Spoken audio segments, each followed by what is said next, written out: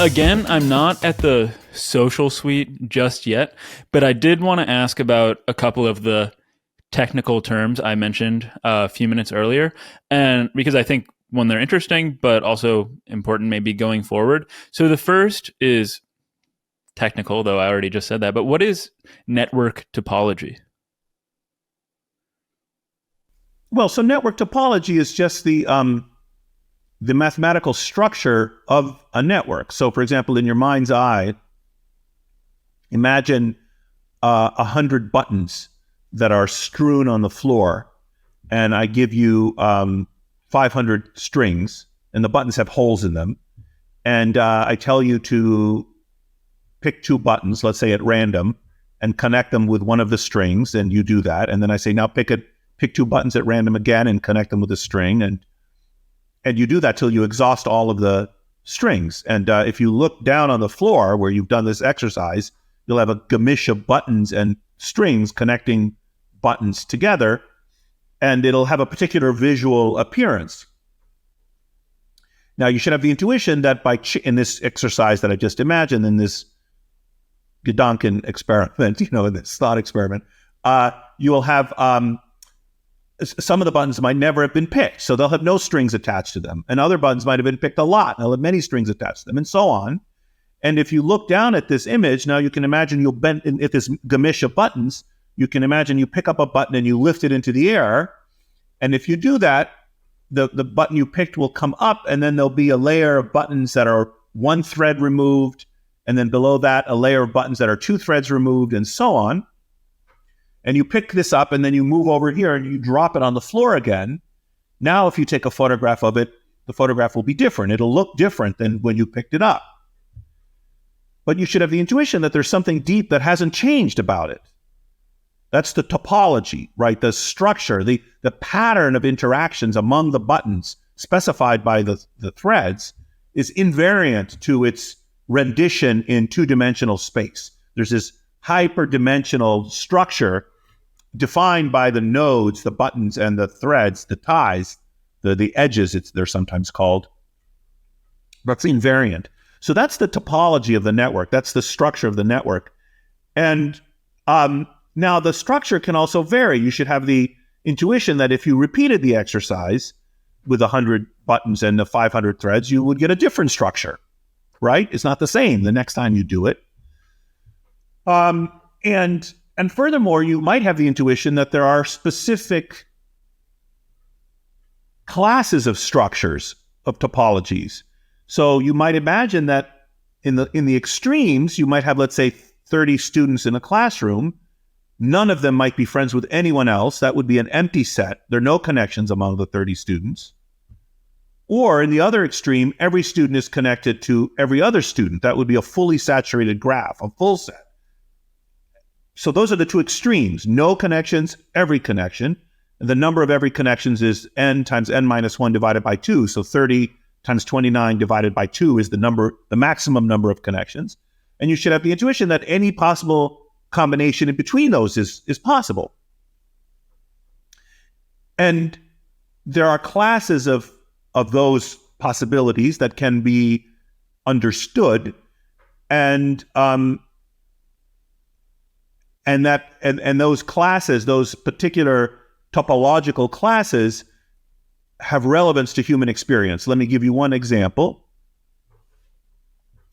There's a property of human social networks called assortativity, degree assortativity. And that's the reality we're all familiar with, that popular people befriend popular people and unpopular people befriend unpopular people. The degree of a node is the number of connections this has. So degree assortativity means they assort with each other. The popular people form friendships with popular people and the unpopular people with unpopular people. That's called degree assortativity. We all know that's a real feature of social life. But if you stop and think about it, the airport network is the opposite of that. Airports are degree disassortative. You don't have Chicago and Denver and New York all connected to each other, and then small airports in Lebanon, New Hampshire, and New Haven, Connecticut, and Greensboro, North Carolina, or something connected to each other.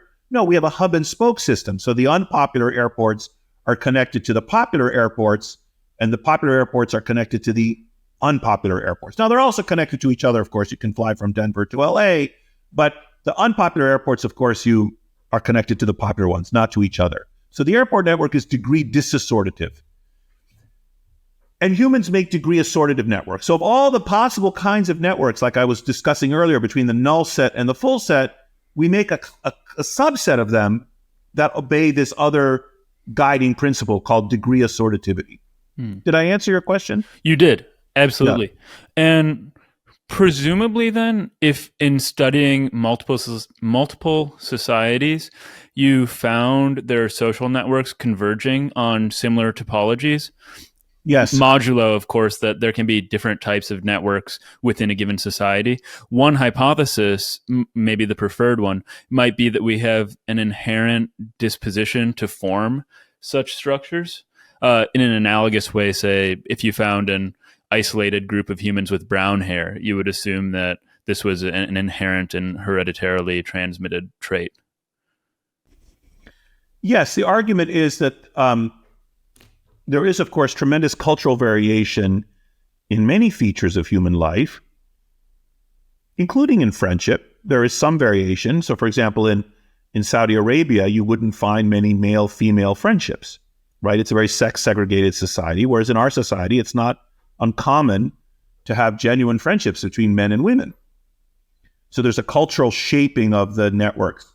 But what we show, and we've mapped, my lab has mapped networks around the world. We've mapped networks amongst the Hadza hunter-gatherers in Tanzania, amongst the Nyangatom in Sudan, in Honduras, in India, in the United States. We've done many, many exercises where we have gone and mapped, discerned the structure of these networks.